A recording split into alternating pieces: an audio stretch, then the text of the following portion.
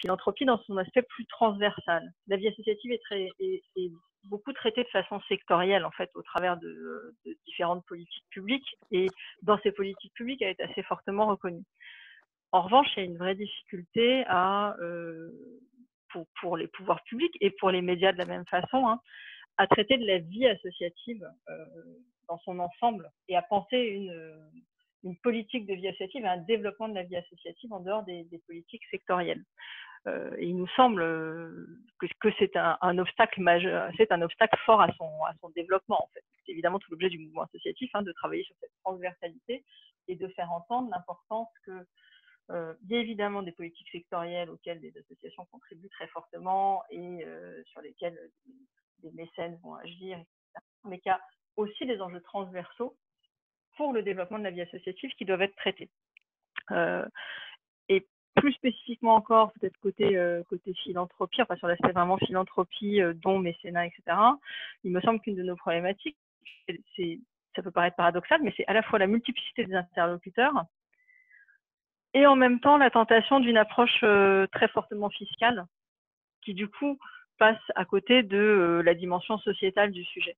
Et ça, c'est évidemment un obstacle alors à un développement, je ne sais pas, parce que heureusement, tout ça se développe. Mais en tout cas, à une interlocution et une politique d'ensemble qui soit un peu ambitieuse. Voilà. Merci. François, peut-être tu présides l'Admicale et vous avez fait un travail considérable pour promouvoir le mécénat d'entreprise. Je vais te reposer la même question puisqu'on en a parlé et toi-même, tu vois les limites du système. Alors, moi, je voudrais dire que, premier point d'abord, tu soulignais tout à l'heure, et je t'en remercie, et c'est la vérité, que la coordination générosité avait fait un travail extrêmement important et dans une véritable coordination, une véritable convergence des intérêts et des discours. Je voudrais souligner que l'arrivée du mouvement associatif dans cette coordination a été quelque chose d'extrêmement important pour elle, parce que ça a permis de réunir, même si l'expression est un peu bizarre, les deux côtés du miroir. Je pense que pour être légitime, il fallait pouvoir intégrer dans notre discours à la fois les propos des donateurs, qu'ils soient entreprises ou particuliers d'ailleurs, et des bénéficiaires, c'est-à-dire très très largement du mouvement des associations. Donc cette arrivée-là, elle a été super importante. Et on était deux mondes un peu différents qui ne se connaissaient pas très bien forcément au début. Et je pense que la connaissance réciproque, la prise de conscience des intérêts communs et de la nécessité de travailler la main dans la main sur ces sujets-là a été une étape fondamentale pour notre approche. Et je pense qu'elle donne beaucoup plus de poids et donnera beaucoup plus de poids à l'avenir aux propos qu'on peut tenir par rapport aux interlocuteurs de la puissance publique.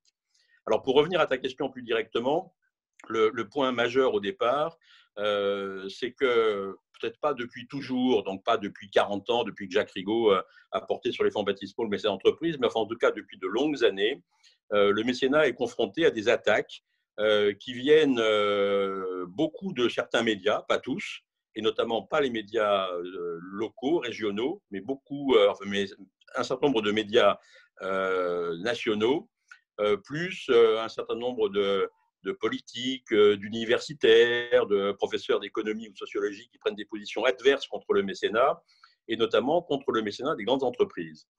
Et donc, ce manque de visibilité, ce manque de reconnaissance sur ce que sont les objectifs véritables des mécènes, sur la façon dont ils fonctionnent, sur le réel désintéressement, puisque c'est le mot clé en matière de mécénat, de rester désintéressé. Eh bien, ces attaques, elles ont fait beaucoup de tort aux mécénats des grandes entreprises, qui ont été souvent sous le feu de projecteurs très négatifs, très opposants. Ça a été le cas de Total, ça a été le cas des grandes banques, ça a été le cas de LVMH. Enfin bon, on peut citer plein d'exemples d'attaques pas toujours justifiées et en tout cas pas toujours pertinentes sur le mécénat des grandes entreprises. Donc, on a cette première conséquence. Les grandes entreprises représentent aujourd'hui encore plus de la moitié du mécénat global des entreprises, les 3,5 milliards que tu évoquais sur les 7 milliards globaux. Et donc, attaquer le mécénat des grandes entreprises et le limiter par les mesures fiscales qui ont été prises fin 2019 est certainement une erreur. Et la crise majeure dans laquelle on est en train de s'enfoncer met le doigt de façon encore plus aiguë sur cet aspect-là. Et puis le deuxième aspect sur l'insuffisance de reconnaissance, eh bien, c'est qu'il n'y a pas assez d'incitation à devenir mécène. Vous avez tous en tête qu'il n'y a que 9% des entreprises françaises qui sont mécènes, c'est très peu. Alors, quasiment toutes les grandes le sont, mais il y a énormément de petites, voire très petites, et même de TI qui ne sont pas encore mécènes. Et donc, l'insuffisance de reconnaissance au niveau du discours public, du discours politique, sur le rôle du mécénat et plus globalement sur le rôle de l'engagement de l'entreprise. Donc, ce manque d'incitation est très pénalisant parce qu'évidemment, ça ne pousse pas les entreprises à réfléchir à cet aspect-là, qui pourtant est en train de devenir absolument clé, à la fois dans le management de leurs collaborateurs et dans le lien que ces entreprises sont capables de créer avec leur écosystème, et notamment dans les régions. Voilà, c'est tout à fait intéressant parce qu'on voit bien que la question qui se pose n'est pas essentiellement, comme on l'a vu souvent directement, et Frédéric l'a évoqué, une question par l'approche fiscale ou par l'approche spécifique de tel ou tel domaine, mais véritablement, qu'est-ce qu'on veut faire de la philanthropie dans notre société, et puis ensuite chacun développera ses spécificités, mais au moins arriver à faire ce travail. Peut-être on peut avancer avec Benoît, tu présides le Centre français des fonds et fondations, c'est-à-dire le monde des donateurs, mais aussi en même temps le monde des acteurs. Et comment vois-tu la situation aujourd'hui sur cette reconnaissance nécessaire? Je crois que, bonjour à tous, merci à Francis de rester actif dans le domaine de la philanthropie avec ses chroniques philanthropiques, le blog philanthropie, et à Carnews de pouvoir nous héberger, et puis à nos amis ici, tête de file de cette coordination générosité qui est un cadre informel mais fidèle et qui nous permet d'échanger et ensemble dans nos spécificités de contribuer à, je dirais, à développer l'intérêt général. Ce qui est en jeu, c'est la capacité à ce que nous, acteurs privés, qui travaillons dans des associations, dans des fondations, qui sommes dans des entreprises ou qui sommes tout simplement des individus par leurs dons, puisque tous les cas de structure que tu as invités ce soir vont permettre de parler de ça. On est tous concernés par l'intérêt général. Et l'intérêt général, on a besoin tous de s'y mettre. On voit aujourd'hui avec la crise du Covid comment la dimension de démocratie sanitaire, c'est un terme que Jean-François Delfrécy, qui préside le comité scientifique, le rappelle sans arrêt. Il veut dire quoi par là? Il veut dire que l'État ne peut pas tout faire tout seul et qu'il a besoin de nous, la société civile, les communautés, pour avancer. Donc, on incarne ça aussi à travers nos structures, à travers cette coordination générosité. Et du côté des fonds et fondations, c'est un domaine que, bien sûr, beaucoup de personnes connaissent, mais rappelons qu'il quand même, il est en train d'exploser. Aujourd'hui, c'est plus de 5000 entités juridiques. Il n'y avait pas du tout ça il y a 20 ans. On a vu fort heureusement un statut nouveau d'entreprise, les fondations d'entreprise, puisque l'État a permis aux entreprises de pouvoir devenir acteurs aussi d'intérêt général. On a vu plus récemment les fonds de dotation il y a une dizaine d'années. Et donc, il y a beaucoup d'initiatives. Alors, je dirais aujourd'hui, tout le monde peut presque monter son fonds de dotation ou sa fondation. C'est une chance, alors que c'était quelque chose d'inaccessible qui paraissait pour ceux qui avaient des grandes fortunes il y a une vingtaine d'années. Donc, cette dynamique du secteur des fonds et fondations, effectivement, elle s'inscrit, comme l'a dit précédemment François Deviès, en partenariat avec le monde associatif. Ce sont les associations qui incarnent les projets, globalement, même si des fonds de dotation et des fondations sont aussi opératrices. Mais la plupart d'entre elles, si elles sont opératrices, le sont de façon coopératrice, en travaillant avec des associations sur un agenda, sur des problématiques, en étant non pas seulement un financeur. Donc ça, c'est des trends que l'on voit évoluer avec effectivement des gens de plus en plus jeunes qui réussissent et qui ont envie d'être acteurs de la philanthropie.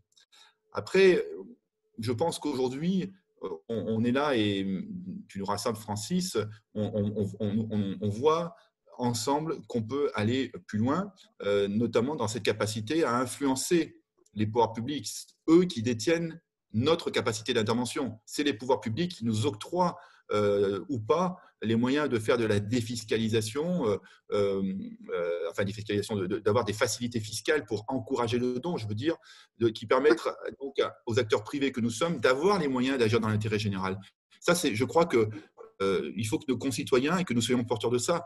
On a une responsabilité commune à faire en sorte que notre gouvernement, que nos pouvoirs publics permettent aux associations, à chaque individu, à Madame Lambda, à qui que ce soit, d'être généreux et aux entreprises de pouvoir le faire parce que ça ne suffit pas. Hein. On voit aujourd'hui le coût monstrueux de cette pandémie Covid et l'impact humain, économique.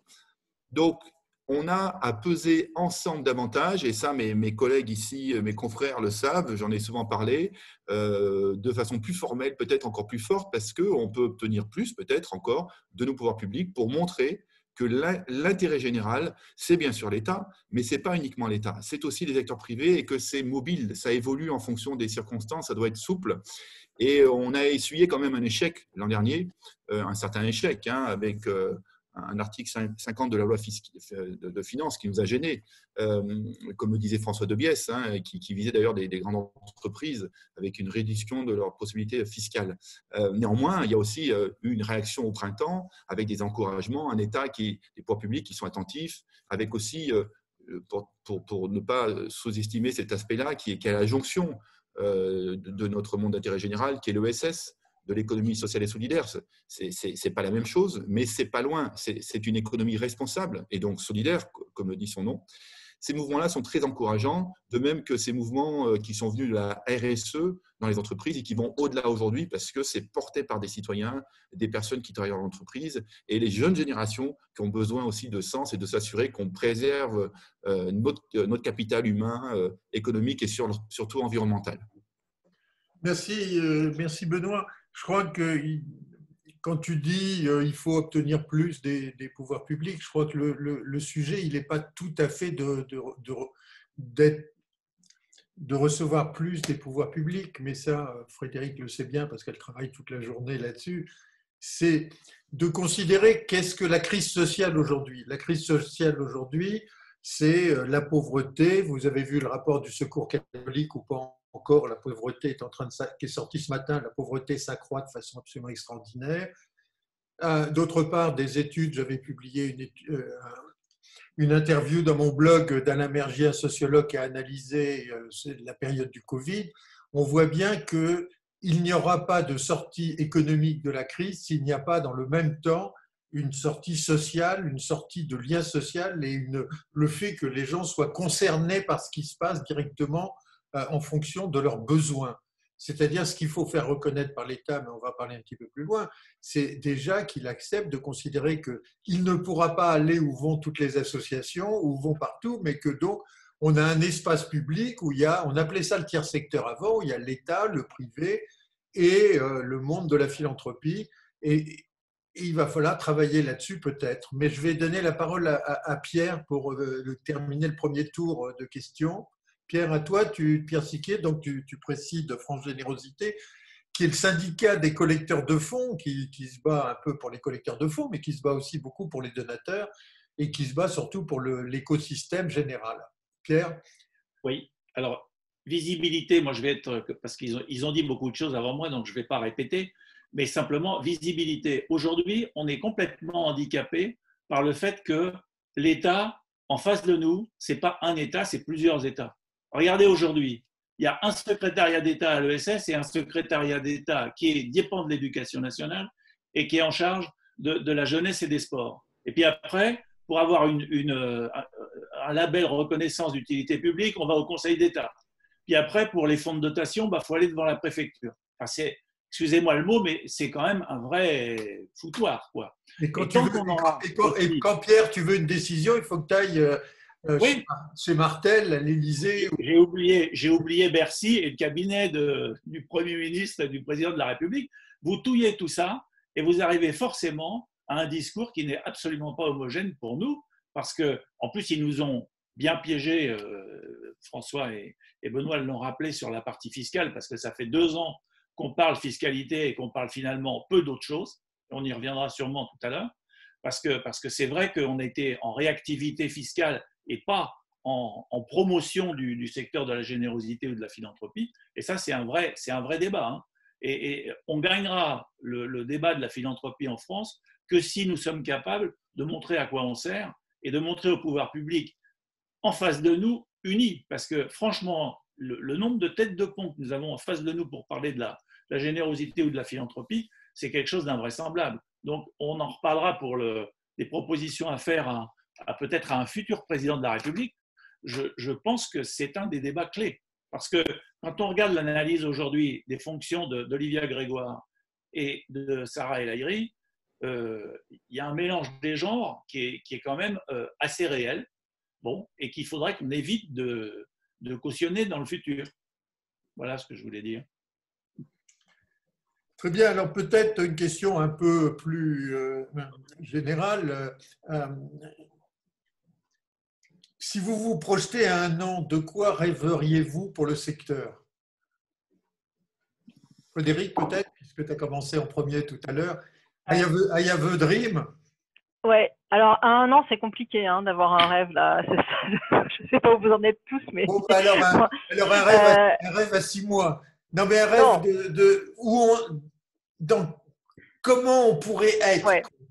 Honnêtement, c'est compliqué de s'abstraire du contexte là. Et en fait, à 1 an, très honnêtement, dans la situation dans laquelle on se trouve tous et dans laquelle on est depuis quelques mois, mon rêve, c'est juste que si je parle du monde associatif, c'est déjà qu'on s'en sorte, voilà, on s'en sorte suffisamment bien pour continuer à remplir toutes les missions qu'on doit remplir face à cette crise, parce qu'un an, c'est demain, et voilà, on voit bien que et c'est compliqué.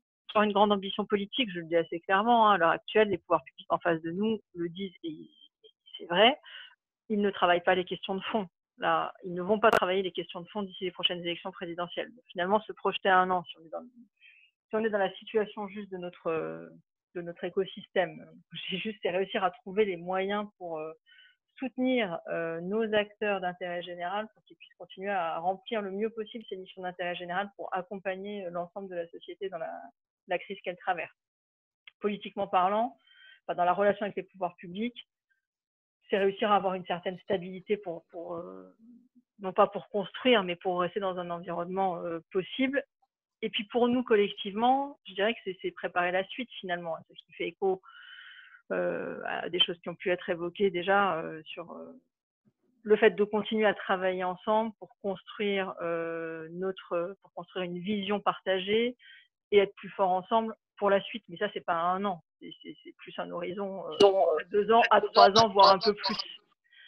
La vision à 1 an, encore une fois, c'est compliqué d'avoir un rêve à 1 an. En tout cas, moi, j'ai du mal à ce stade. Je dirais que c'est juste de façon un peu pragmatique, essayer de répondre le mieux possible à des problématiques très très concrètes que le monde associatif, et je parle du monde associatif, parce que, voilà, c'est là où je suis, mais je sais que c'est partagé pour les entreprises, etc.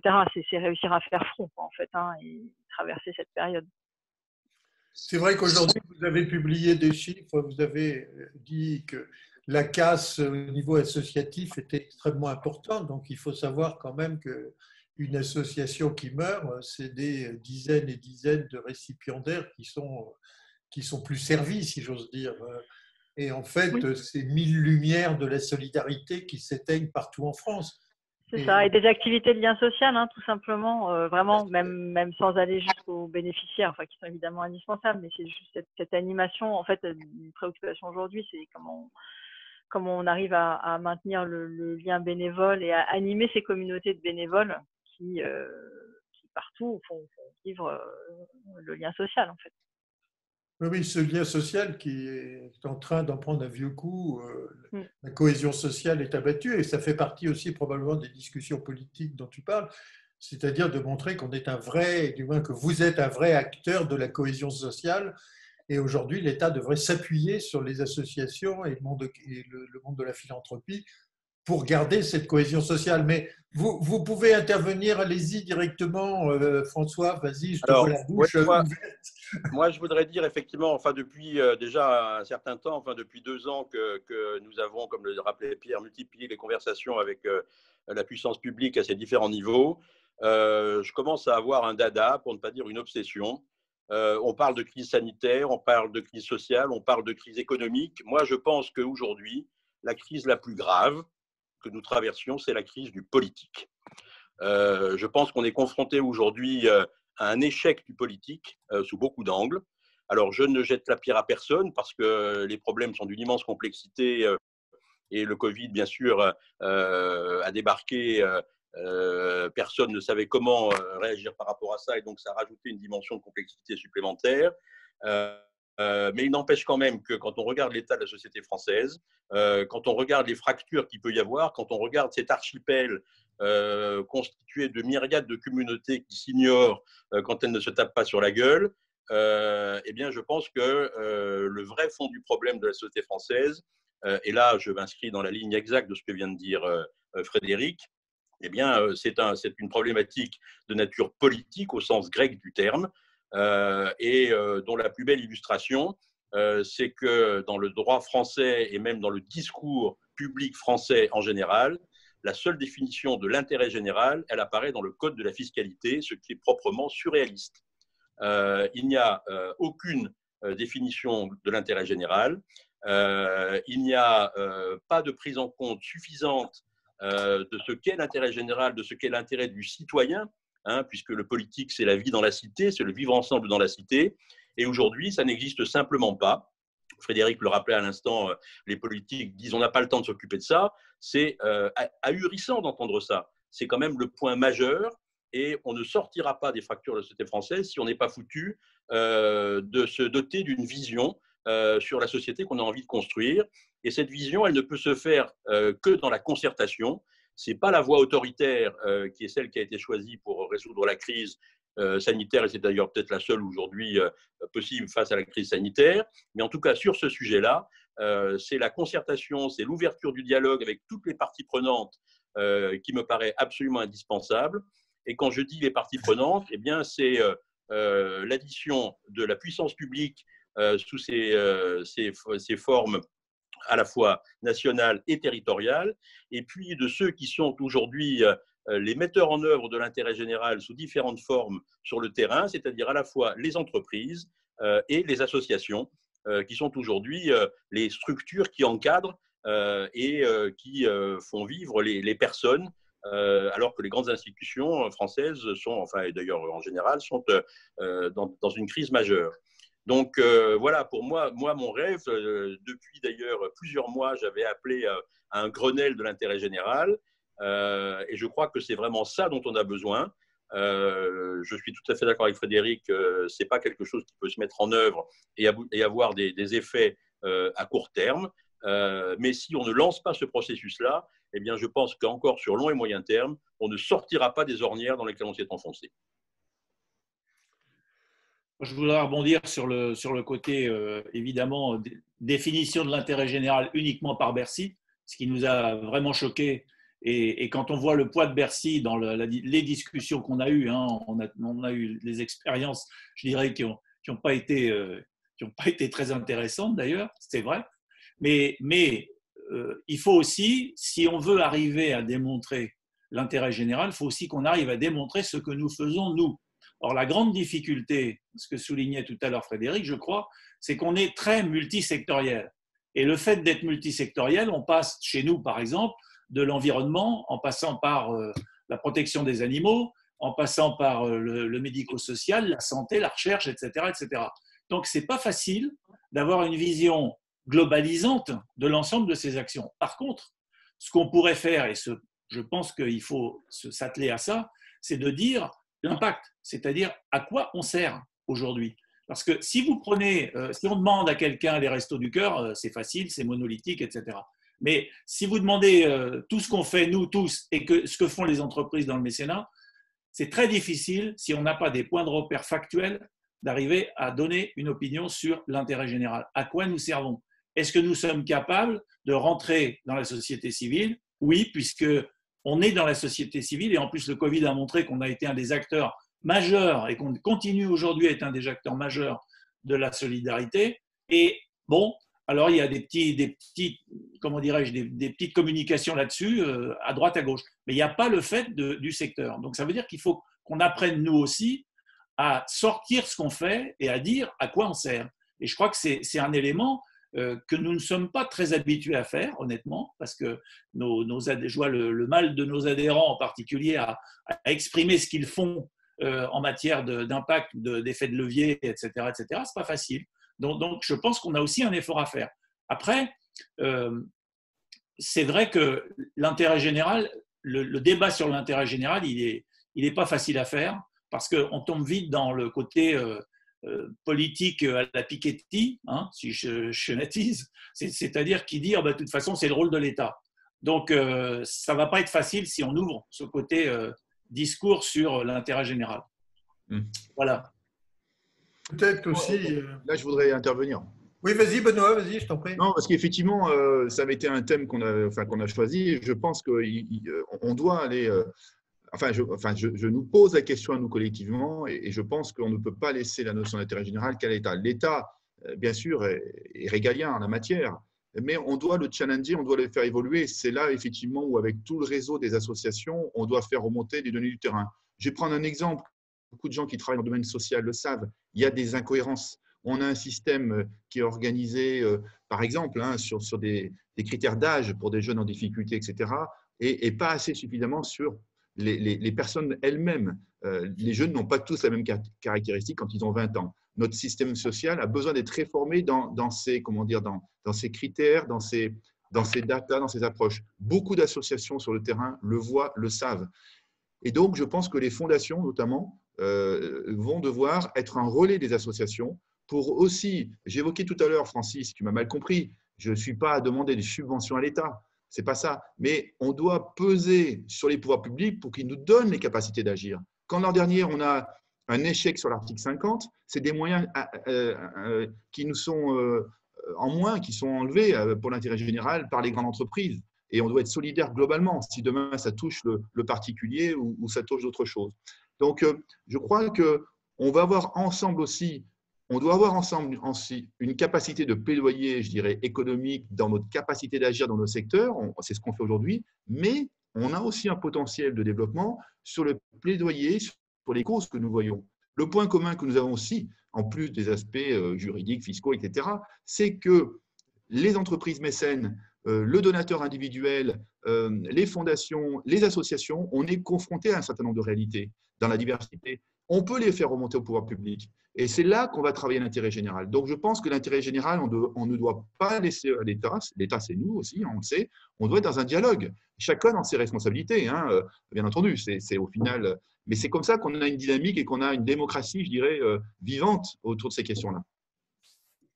Je crois que la question aussi qu'a évoquée Pierre, qui me paraît très importante, c'est effectivement la multiplicité des, entre guillemets, des guichets, du moins pas pour donner de l'argent, mais pour aller dans tel ou tel domaine. On est souvent considéré comme un secteur qui est un secteur quémandeur, alors qu'en fait, on n'est pas un secteur quémandeur, du moins, vous n'êtes pas un secteur quémandeur, vous êtes un objet social qui est tout à fait fondamental. On l'a vu pendant le Covid, qui aurait pu réagir auprès des personnes qui étaient en difficulté alimentaire dans l'urgence. On a même vu des organisations d'urgence internationales se remettre à travailler à Paris et en province et en France parce qu'il y avait des besoins que l'État ne couvrait pas. Donc, tout ce travail, comme dit Pierre, comment le faire reconnaître pour montrer que ce secteur a une existence et une validité essentielle à la société française. Et je pense que si on arrive à ce vaste d'obtenir quelque chose comme ça serait déjà une sorte de reconnaissance importante. Oui, Frédéric, je te vois. Je voudrais juste… intervenez chacun, si vous voulez. Ouais. Réagir, mais tout à fait positivement à ce qu'a dit Pierre sur la question de la valorisation, de l'évaluation et de l'impact, bon, qui ne sont pas tous les mêmes sujets, mais c'est sûr que, en tout cas pour le monde associatif, il n'y a pas une culture de la valorisation, ça c'est certain, mais parce que les associations sont quand même avant tout tournées vers leur objet et leurs actions plutôt que vers la promotion de leur structure. Donc, alors, il faut qu'elles apprennent à grands pas parce que c'est ce qui leur est de plus en plus demandé. Et sur l'évaluation, sans aucun doute, c'est un sujet qui doit être traité par le monde associatif. Il y a beaucoup d'associations qui travaillent sur ce sujet-là déjà, mais je pense avec une différence assez fondamentale avec ce que nous demandent aujourd'hui beaucoup les pouvoirs publics, c'est-à-dire juste une mesure de l'impact qui se traduise par des chiffres, alors que beaucoup d'associations, quand elles travaillent sur leur évaluation, sont plutôt sur des de démarches d'amélioration de leurs pratiques, plus que sur une quantification. Et très honnêtement, je pense qu'on a quand même un problème fondamental, en tout cas dans notre relation au pouvoir public aujourd'hui, qui est qu'on ne cesse de nous demander des chiffres. Il faut donner des chiffres sur tout, au détriment de la vision politique. Enfin, les associations sont des acteurs politiques, en fait, de façon plus ou moins marquée, on va dire, mais politique, effectivement, dans le sens du terme, comme l'évoquait, je crois, François, hein, voilà, des acteurs de la cité. Et si cette dimension n'est pas prise en compte et qu'il n'y a pas une vision politique, une reconnaissance de leur rôle effectivement au service de l'intérêt général et dans la construction de la société, mais qu'on les réduit à des acteurs qui doivent donner des chiffres de réalisation de leurs actions, on passe à côté de ce qui est leur cœur de fonctionnement. Et on est quand même vraiment poussé aujourd'hui dans cette problématique. Tout un tas de sociologues travaillent beaucoup sur ce sujet de la quantophrènie, cette manie des chiffres permanente qui en fait couple la réflexion politique et le fond politique. Et je pense que c'est ça qu'il faut qu'on arrive à faire basculer ensemble, que ce soit entreprise mécène, fondation, association, c'est réussir à faire entendre notre projet politique collectif et sociétal, notre vision sociétale. Oui, je suis complètement d'accord, hein. Je suis complètement d'accord et je pense que le problème, c'est pour ça qu'il y a besoin d'un discours politique dans lequel on inscrira notre action et notre propre discours, parce que jusqu'à maintenant et depuis des années, on est contraint à une attitude de justification de notre existence et de notre efficacité. Alors, justification essentiellement chiffrée, comme le disait Frédéric à l'instant, mais pas que.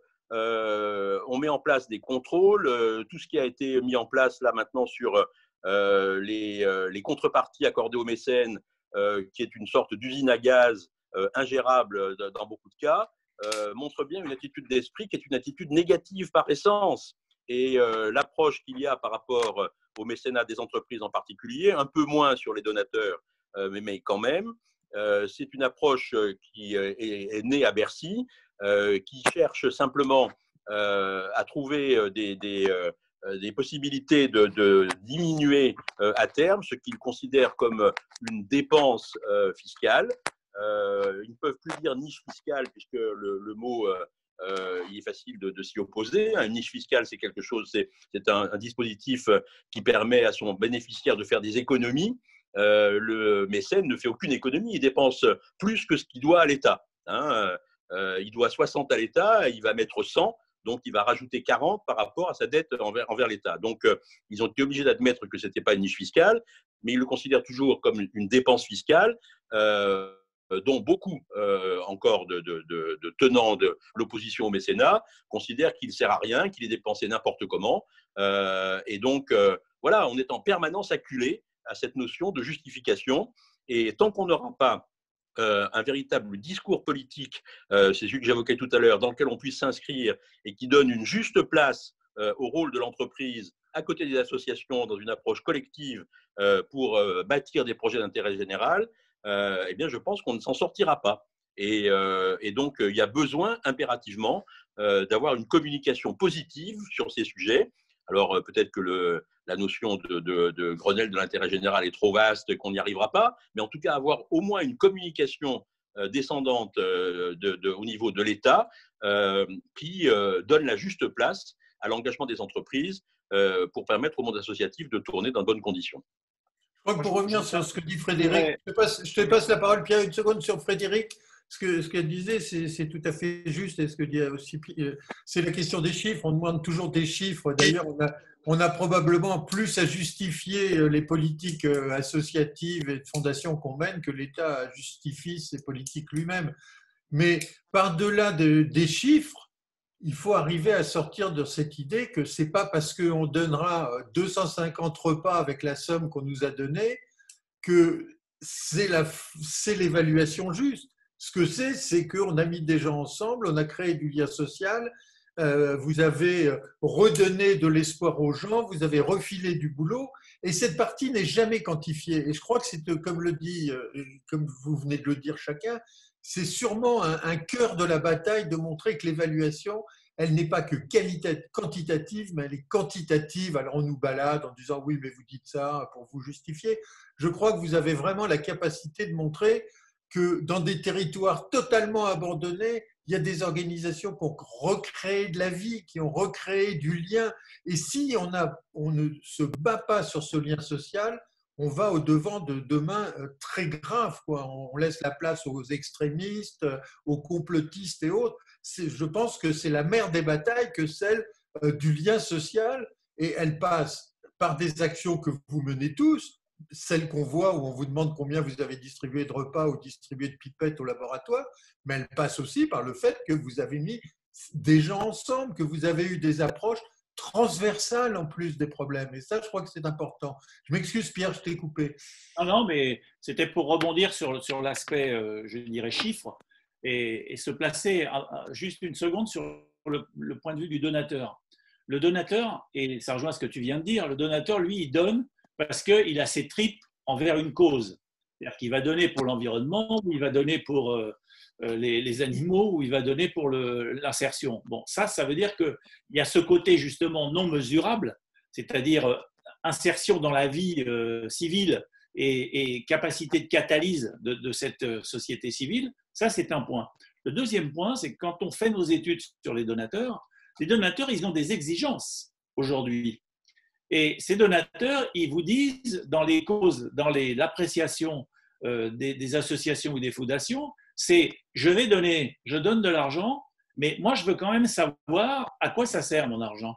Et on a beaucoup de remarques en disant attention, on veut quand même des chiffres, on y croit, hein, et on croit dans l'image de l'association, certes, mais quand même, on veut savoir à quoi a servi l'argent. Alors il y a un vieux Roland de l'Arc, que je ne comprends toujours pas d'ailleurs, mais qui est toujours là, qui est assez invraisemblable.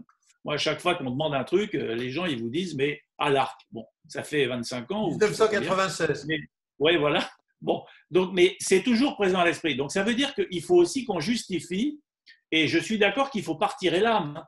C'est pas ça, mais il ne faut pas qu'on échappe. On n'échappera pas aujourd'hui, dans le monde d'aujourd'hui, aussi bien vis-à-vis des pouvoirs publics que vis-à-vis des donateurs, à la fois entreprises d'ailleurs et à la fois particuliers, je pense que nous n'échapperons pas à ce côté chiffre quantitatif. Par contre, là où je vous rejoins, c'est que nous ne sommes pas que des chiffres. Et quand on voit le poids social, le poids humain qu'on représente nous dans la société civile, franchement, on n'aurait pas été là pendant le Covid, je ne sais pas comment les gens auraient mangé vraiment, hein. Enfin les gens de la catégorie qui n'a plus rien à bouffer. Donc c'est un vrai sujet. Et je suis d'accord, mais il ne faut pas se leurrer, on sera obligé de passer par les chiffres, obligé.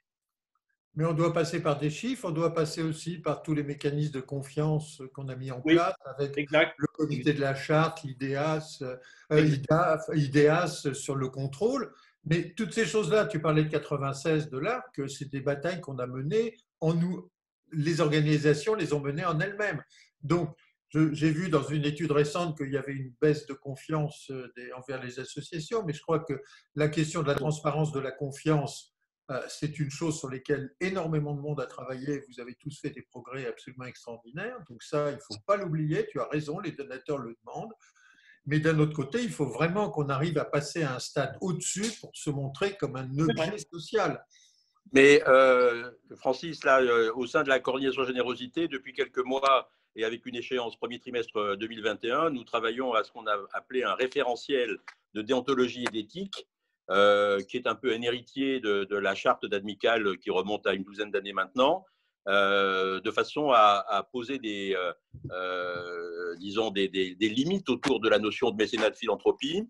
On sait très bien qu'il y a des limites à ne pas dépasser. On sait très bien qu'on peut être confronté, du côté d'ailleurs aussi bien des donateurs que des bénéficiaires, à des problématiques d'éthique ou à des approches qui ne correspondent pas véritablement à la notion de désintéressement telle elle doit rester, je pense, le sous-jacent dominant de la notion de mécénat et de philanthropie.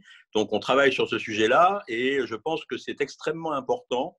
C'est le don en confiance qui cornaque un peu le groupe de travail qui va sortir ce référentiel. Et c'est très important dans notre relation avec la puissance publique qui attend effectivement qu'on fasse des efforts, Pierre évoquait tout à l'heure un autre effort qui nous est demandé, c'est celui de la capacité à agréger des chiffres pour avoir une vision plus précise de l'impact. Ces chiffres, ils existent, mais effectivement, il y a aucune, aujourd'hui, il n'y avait aucun lieu de concentration et d'agrégation de ces chiffres. Donc, on nous demande ça. Et puis, on nous demande de donner des gages en matière de déontologie et d'éthique. Et ça, on sera capable de le faire maintenant à un horizon très, très rapproché.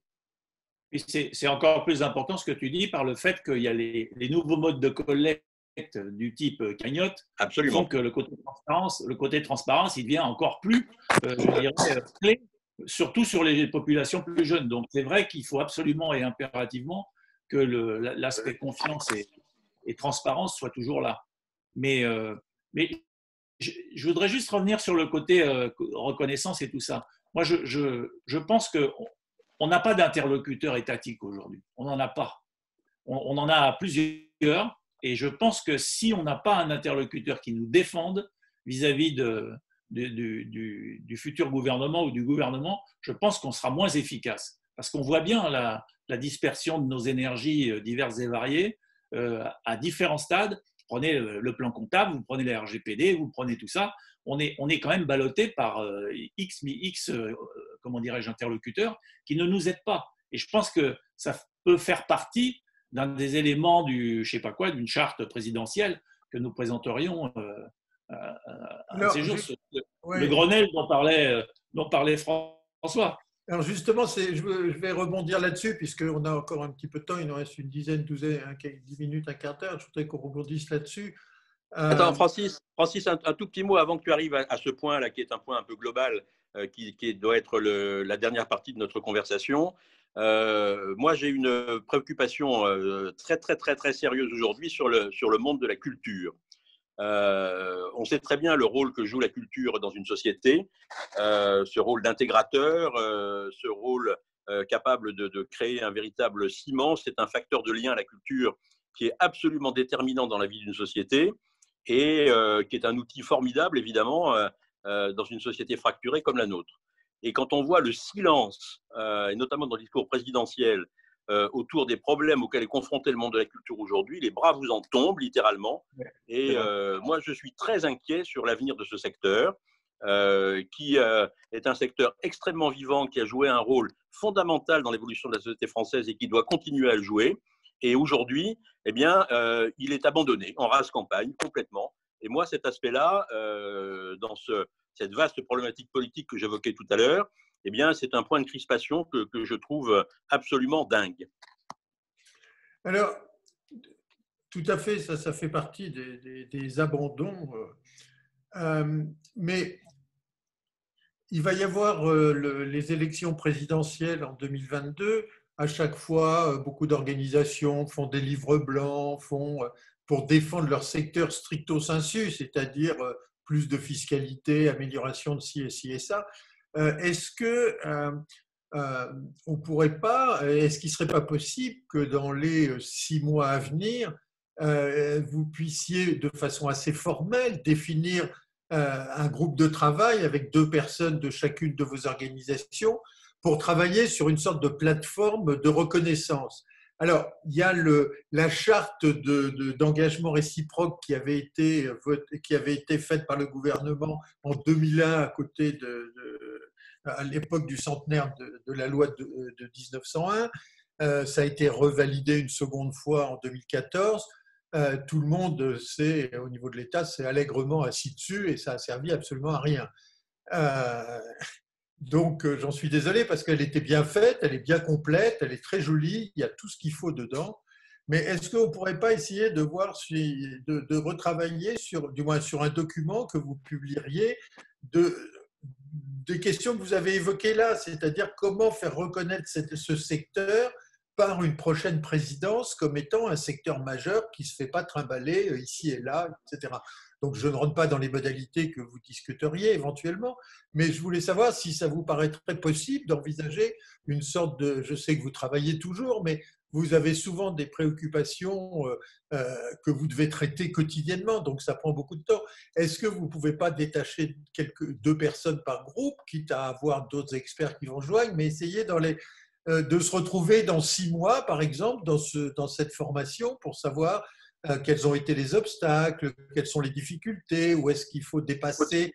Parce que ça nécessite de beaucoup dépasser, se dépasser. C'est-à-dire de ne pas rentrer dans le petit détail de l'intérêt de chacune des organisations qui est nécessaire pour qu'elle existe, mais qui a besoin d'avoir une toiture. Voilà, c'est une question que je pose comme ça.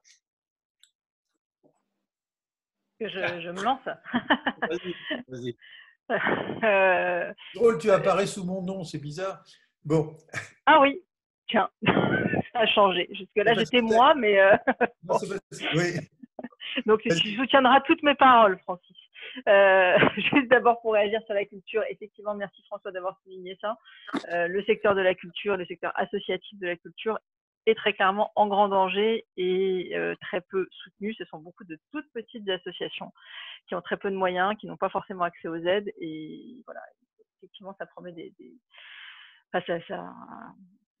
probablement des lendemains extrêmement difficiles sur les territoires dans ce domaine. Alors, pour essayer de répondre à ta question, moi, d'abord, le mouvement associatif, sans aucun doute, va travailler sur un positionnement des propositions dans le cadre des élections présidentielles, comme on le fait à chaque élection présidentielle. Et c'est en ce sens ce que tu disais au départ sur le terme philanthropie, on a du mal au mouvement associatif à résumer ce qu'on porte à la philanthropie. Donc, très clairement, je pense que nous aurons ce travail et sur la construction du collectif, pour être tout à fait transparente, c'est déjà un bel enjeu au sein du mouvement associatif de travailler le collectif avec toute la diversité des champs associatifs, la diversité des tailles d'associations, des modèles d'associations. Bon. Donc on a déjà un gros travail rien que chez nous pour construire ce partage, on va le faire. Moi, évidemment, dans le cadre de la coordination générosité, je pense que ce serait vraiment intéressant qu'on travaille ensemble. Et je ne vais pas présumer de ce que vont dire les autres intervenants, mais je pense évidemment que ça serait intéressant qu'on puisse travailler ensemble dans les mois qui viennent sur ce qu'on peut porter collectivement dans le périmètre qui est le nôtre, qui est celui de la coordination générosité. Comme on a pu le dire les uns les autres, plutôt sur notre vision sociétale de ce qu'est la philanthropie, la générosité, plutôt que pas juste sur quelques mesures ponctuelles, même si les mesures concrètes doivent venir après, évidemment. Mais voilà. Donc, le mouvement associatif fera des propositions pour la vie associative dans le cadre, pour la société telle le projet de société qu'on porte chez nous, ça sans aucun doute, et qu'on puisse travailler ensemble, fondation, mécènes, acteurs de la générosité sur un périmètre particulier, on sera très certainement partant, de la même façon qu'on est investi dans la coordination générosité aujourd'hui. Pierre ? Alors moi je suis, compte tenu de ce que j'ai dit auparavant sur l'intérêt général et sur la nécessaire concertation entre le public, entre la puissance publique et les autres parties prenantes à l'intérêt général, je ne peux que dire oui, bien sûr. Moi, je serais plus que partant pour Amical et même à titre perso pour travailler sur un sujet comme celui-là, parce qu'il me paraît complètement clé.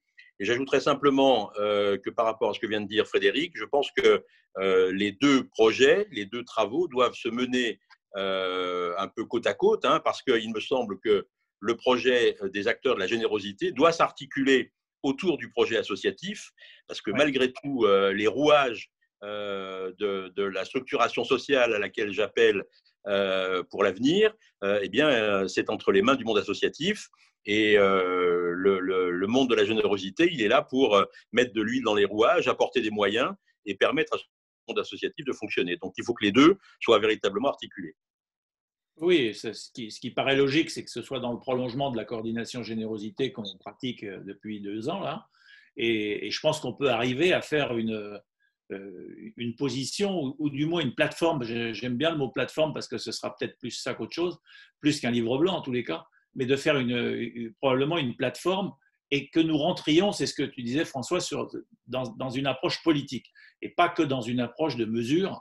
Il faudra qu'on les décrive les mesures, mais on doit se situer dans une approche de politique, dans comment on s'intègre, nous, dans la politique publique. Et ça, je crois que c'est un débat qui est pas simple à faire, hein, qui n'est pas simple à dire. Mais c'est vrai qu'il faut qu'on s'articule avec le mouvement associatif qui a une vision plus ombrelle que nous.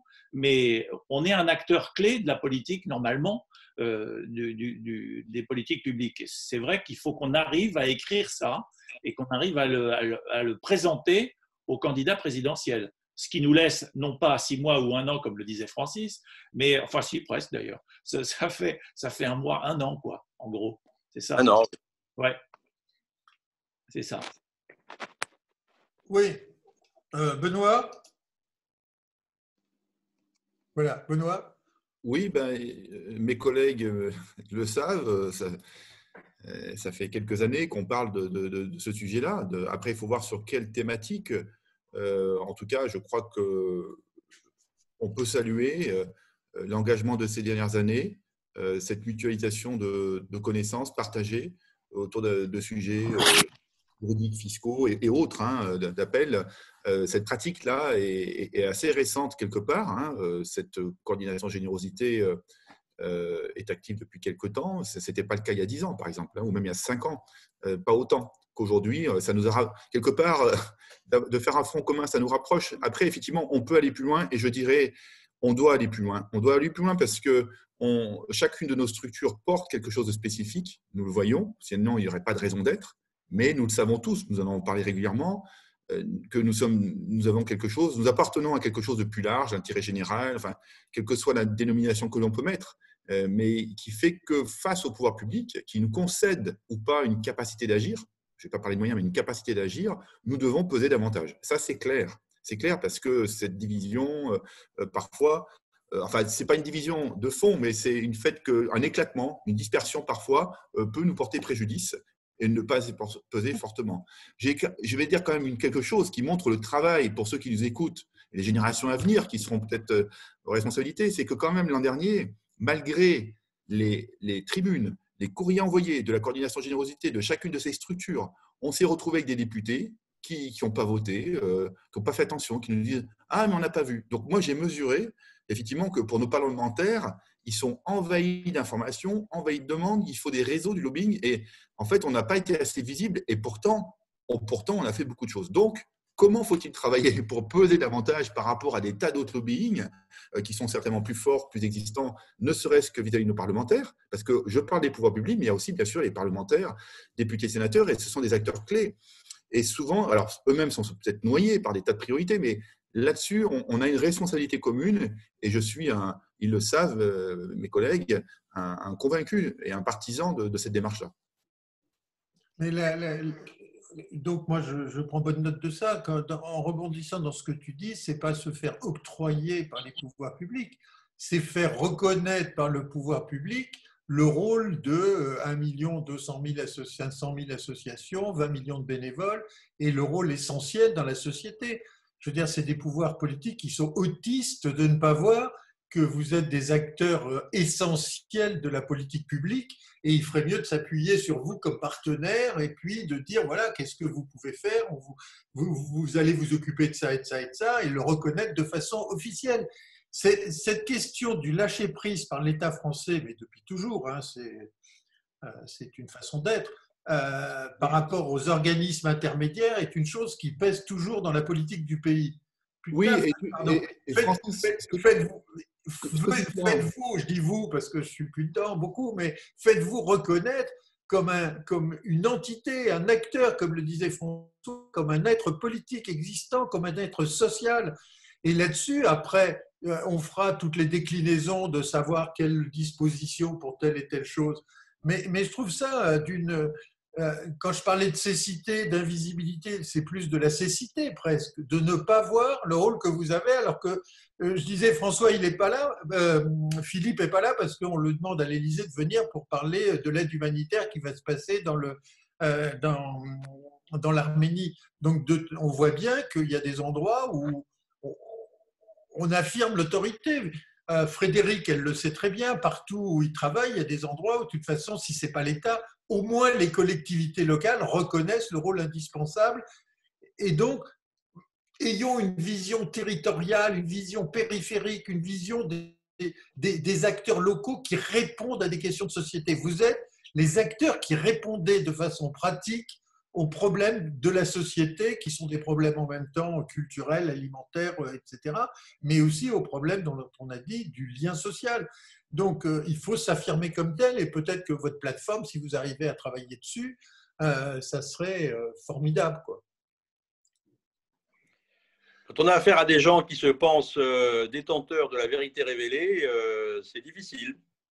Oui, Oui, mais parce que, écoute, François, toi et moi sommes là depuis un temps infini, si j'ose dire, dans le paysage. On a quand même vu qu'il y avait des évolutions. C'est-à-dire que quand on finit par pousser la porte, il y a un moment où s'il y a assez de monde pour pousser la porte, il y a un moment où elle bouge.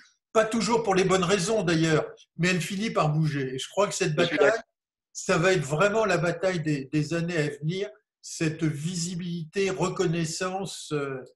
Alors, donc, je prends acte que vous pouvez Francis, se retrouver. je voudrais donner une information qui va dans ce sens-là. Tu as œuvré au Centre français, tu as œuvré aussi à European Foundation Center. Et donc, après des années de travail, je l'annonce pour mes confrères, mais les deux réseaux, European Foundation Center, européen, et Daphné, le réseau des entités nationales, vont fusionner ensemble. C'est validé, c'est en cours. Et effectivement, voilà. Une nouvelle. Et pour le meilleur, ça va peser davantage, la Bonne nouvelle. philanthropie vont peser davantage en Europe. On a encore un exemple et il y a des modalités pour que tout le monde s'y retrouve. Je ne parle pas de fusion, on n'a pas fusionné entre nous, mais on peut faire encore des pas supplémentaires, additionnels, nous le savons. Et je pense que pour revenir à ce que disait François tout à l'heure, et ce que tu dis Francis, c'est que plus on a un niveau professionnel organisé face au pouvoir public ou avec les pouvoirs publics, avec les parlementaires, plus ça leur demande une exigence. On l'a vu dans d'autres domaines, on le voit dans d'autres domaines. C'est à nous de nous organiser et de peser d'être plus professionnels, plus on sera précis. Pierre signalait tout à l'heure à juste titre les données. On manque de données sur notre secteur. On fait un travail de fourmi au Centre français actuellement. On appelle des fondations une par une pour comprendre leur budget, ce qu'elles font, etc. Mais on essaie d'y voir clair. Voilà. Donc, on a encore beaucoup de travail à faire. Et oui, voyons ce que nous avons comme dénominateur commun qui nous rassemble et qui peut nous permettre de peser davantage, tout en ayant l'identité propre à chacune de nos structures.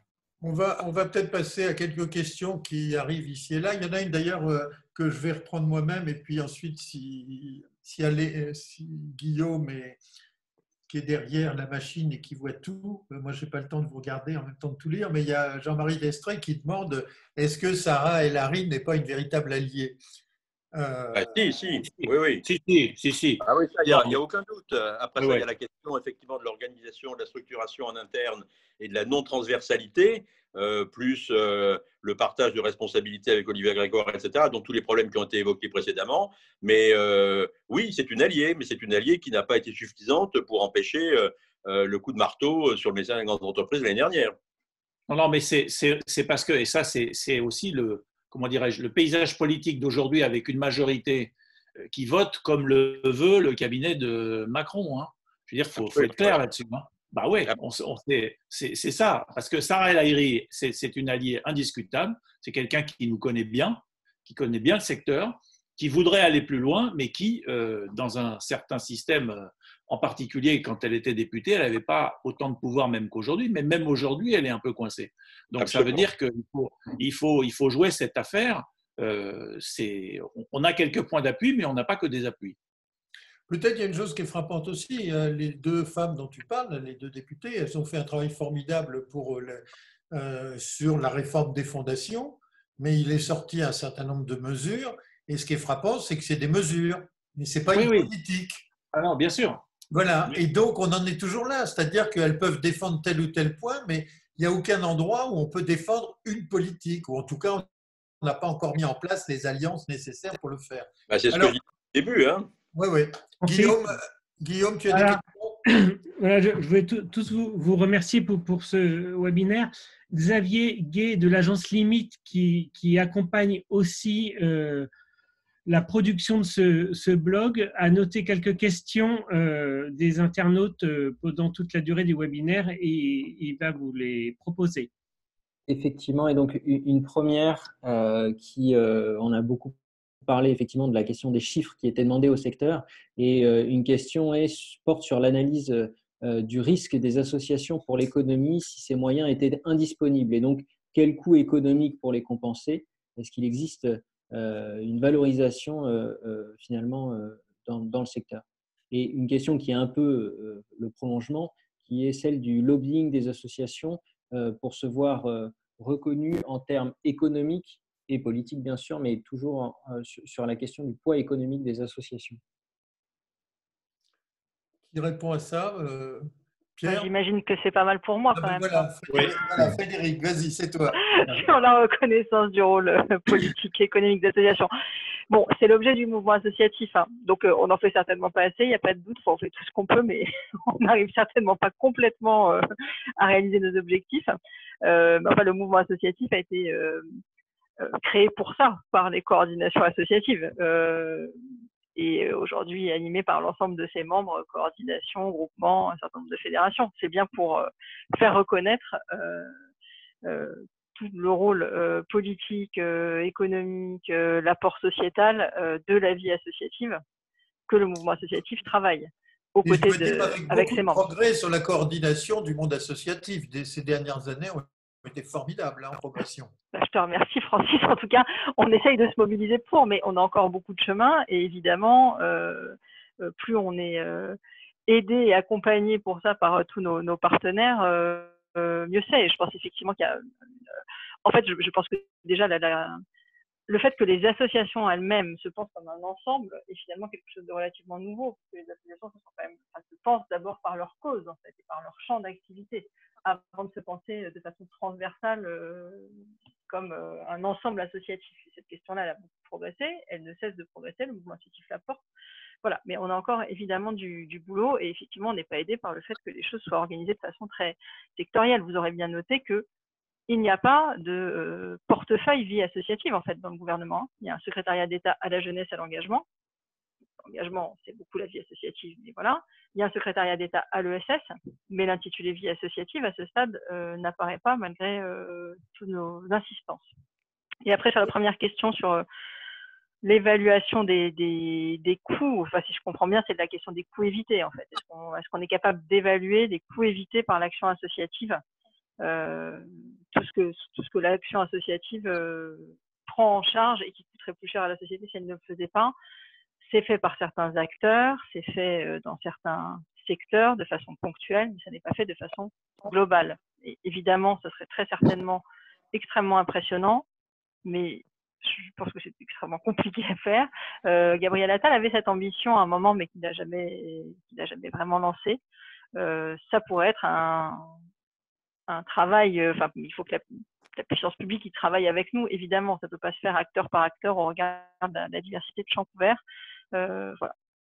Pierre, peut-être, du moins, il y a une question tout à l'heure, tu as évoqué, ou plusieurs de vous ont évoqué l'idée qu'on nous dit combien ça coûte, le coût fiscal. Alors, c'était François, c'est la fiscalité. Moi, j'avais discuté avec Carrez, cette dérive fiscale insupportable.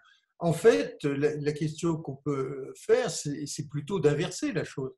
C'est quelle est la valeur de l'investissement que fait l'État quand il donne de l'argent à des organisations. Parce que déjà, quand il donne 60 avec la déduction fiscale, il va récupérer 40, c'est-à-dire déjà, il va faire un retour sur investissement de 50%. Ensuite, il va y avoir l'introduction de bénévoles. Ensuite, il va y avoir toutes ces questions de lien social et de biens.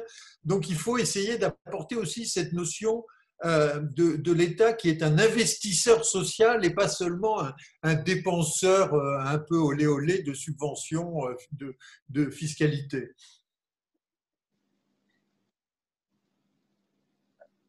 Alors, autre question dans le chat, puisque le thème… Je réponds juste ça à la question.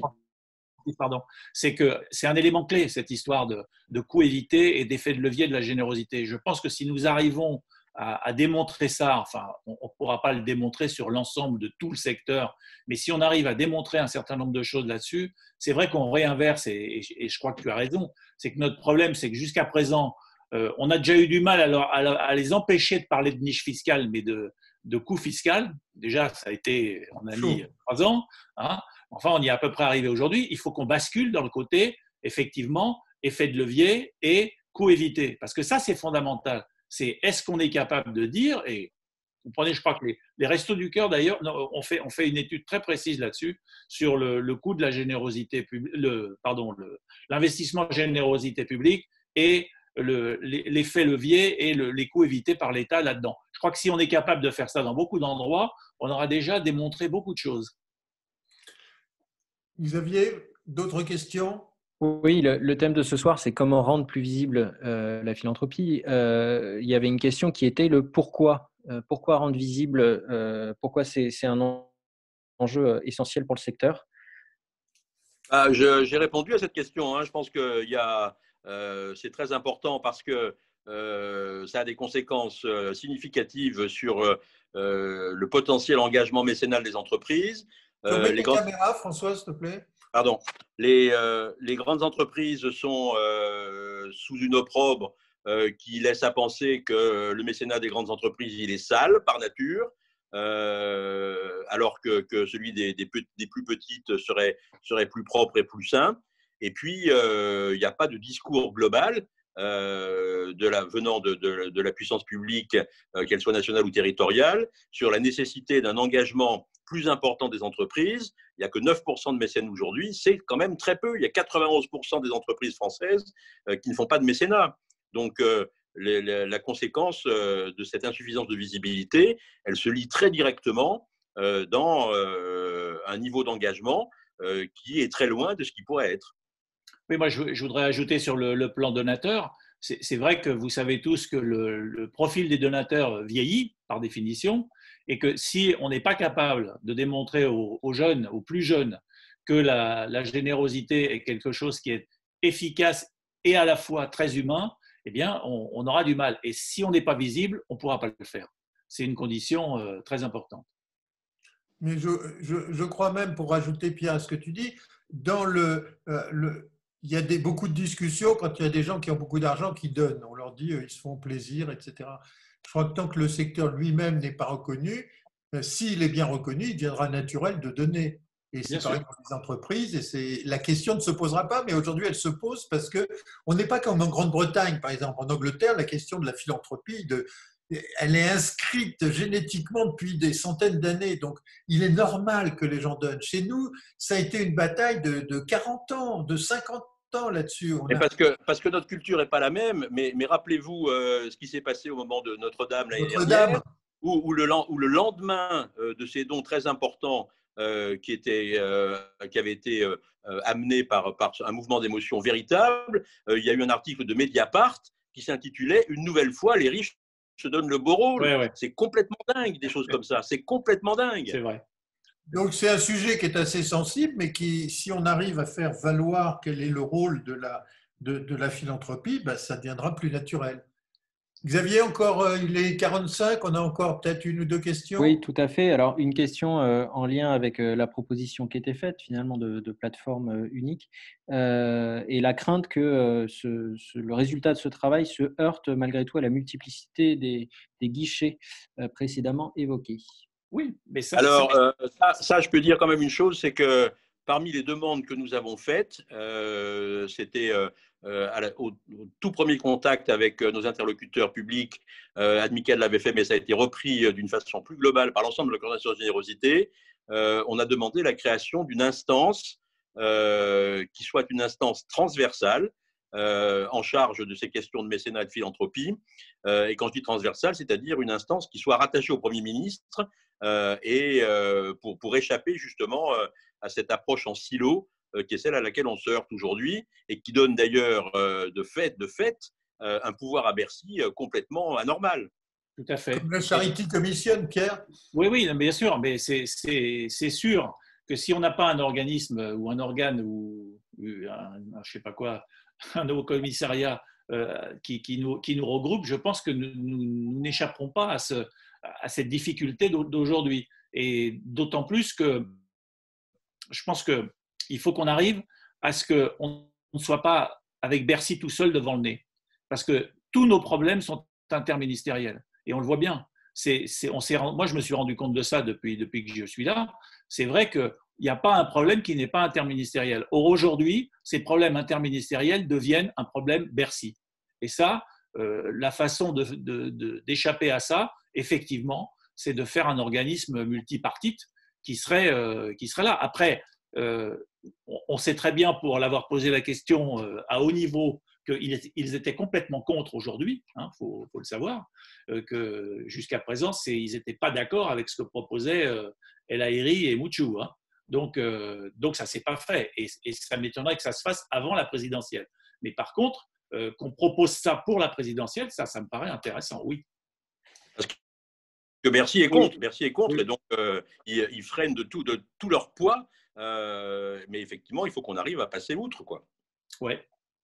Je pense que si vous arrivez à faire cette petite plateforme entre vous, évidemment, il y a des gens qui vous diront « mais on n'est pas dans la plateforme, etc. » Je crois que c'est un processus, c'est-à-dire que si on se met directement à 17 pour travailler, ça ne marche pas très bien. Donc vous avez une grande antériorité et vous êtes vraiment les représentants de chacun d'un grand secteur.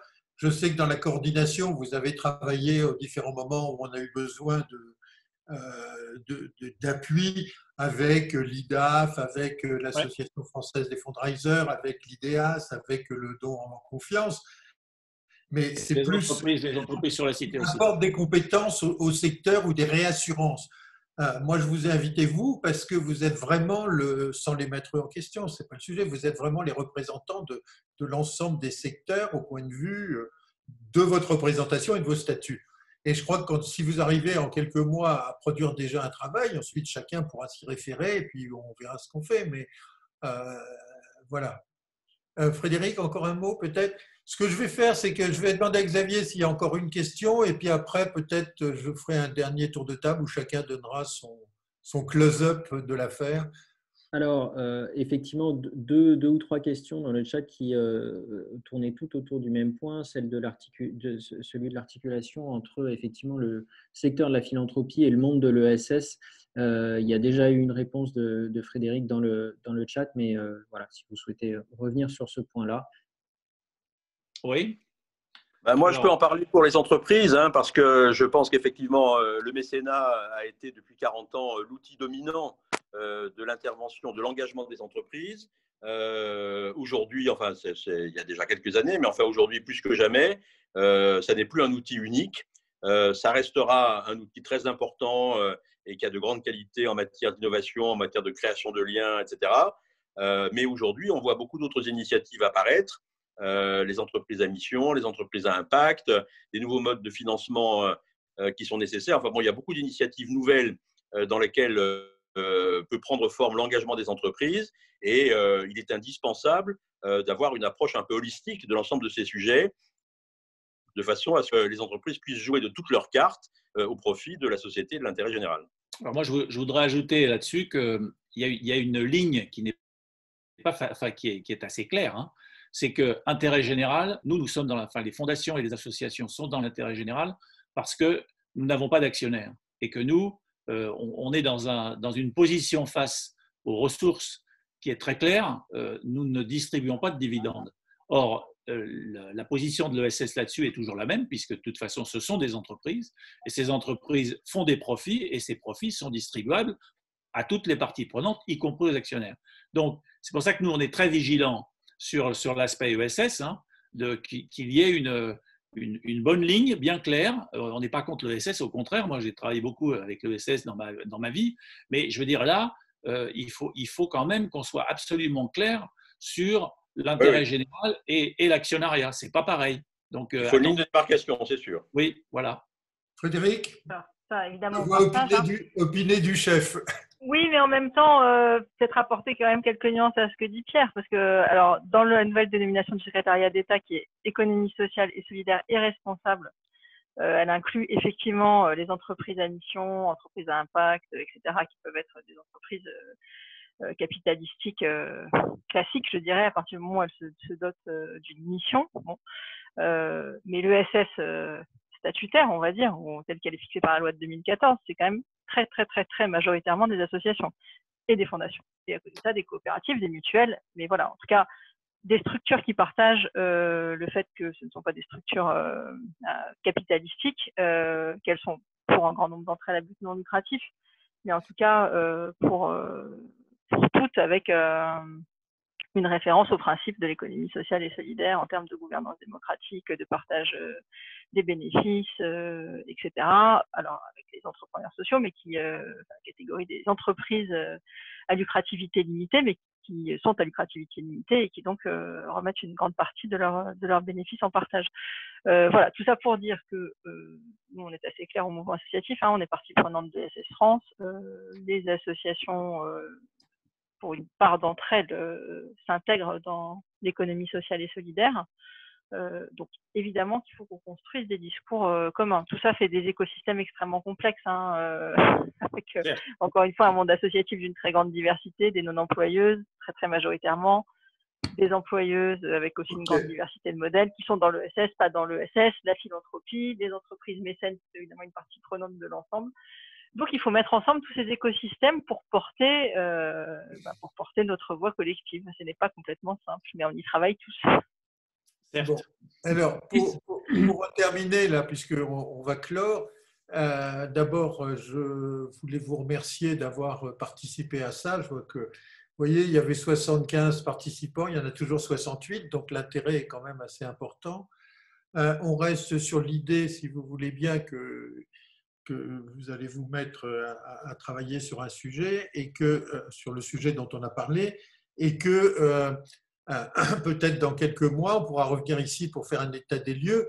Je pense qu'il faut procéder par cercle concentrique, c'est-à-dire que si on met un peu d'économie sociale, après il faudra mettre ci et ça. Bon, mais de toute façon, c'est le groupe lui-même qui décidera du périmètre. L'important, c'était de montrer la volonté que vous aviez aux auditeurs qu'il faut qu'on sorte des pièges dans lesquels on est trappé maintenant depuis quelques années, c'est-à-dire nous cornériser à chaque fois que vous avez je dis nous parce que j'ai quelques activités encore, mais on est cornérisé à chaque fois et c'est assez agaçant. Peut-être, si vous avez un mot de la fin, je veux bien que chacun le dise, mais sinon on ferme, comme vous voulez. Pierre, François, Benoît. Moi, mon rêve, c'est d'avoir une belle plateforme. Une belle plateforme, d'ailleurs. D'accord.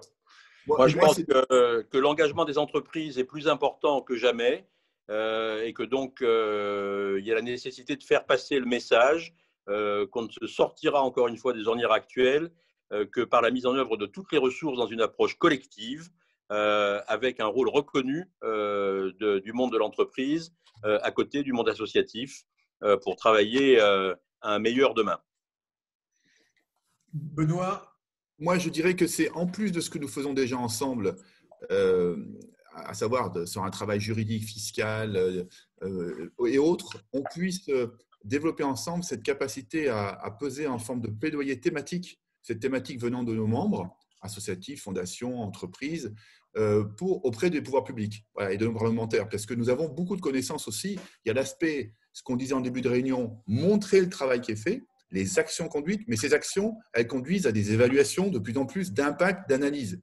Or, cette analyse aussi, on peut intelligemment l'organiser, la structurer à travers une plateforme commune à voir pour montrer qu'on a un retour dans l'intérêt général avec les pouvoirs publics. Voilà. Très bien. Eh bien, écoutez, si plus personne ne veut dire le mot de la fin, puisque chacun a dit un mot de la fin, je vais encore une fois vous remercier d'avoir accepté cette participation. C'était la première fois que le grand public, si j'ose dire, beaucoup de nos organisations quand même, quand je vois la liste, vous voit en tout cas tous ensemble en train de discuter sur des perspectives d'avenir. Et ça, je vous en remercie. Et voilà, donc je vous souhaite une bonne soirée. Tous les gens qui veulent suivre les chroniques philanthropiques, et puis vous avez juste à faire chronique philanthropique avec un S, chronique et philanthropique chez CarNews, et vous verrez la liste des articles que je fais paraître avec des portraits pour essayer de typologiser ce qu'est la philanthropie aujourd'hui, aussi bien les associations, mais aussi un secteur très important qui est le secteur de la recherche, qui est tout à fait fondamental pour notre secteur, pour avoir, comme on l'a dit, des chiffres, et puis en même temps des tribunes et des indignations puisqu'on peut avoir des indignations de temps en temps sur ce qui se passe. Passez une très bonne soirée. Merci beaucoup. Francis. Merci Francis. Bonsoir. Merci beaucoup. Ciao. Au revoir.